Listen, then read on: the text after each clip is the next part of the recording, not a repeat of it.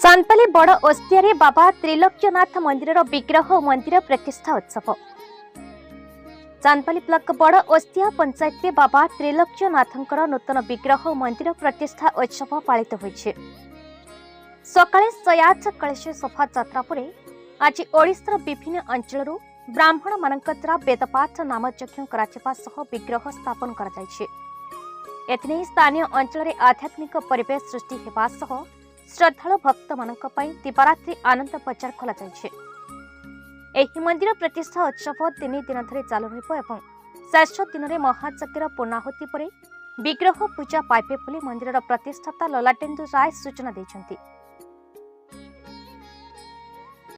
न बाबा त्रिलोक्यनाथ कृपारू आज जो मंदिर विग्रह मंदिर प्रतिष्ठा कार्यक्रम कराउची सेथिपाई यज्ञ आयोजन कराइची। यज्ञ पई आज प्रथम दिवस रे कलश शोभायात्रा अंकुरण बड़ मंडलाधीश कराइची।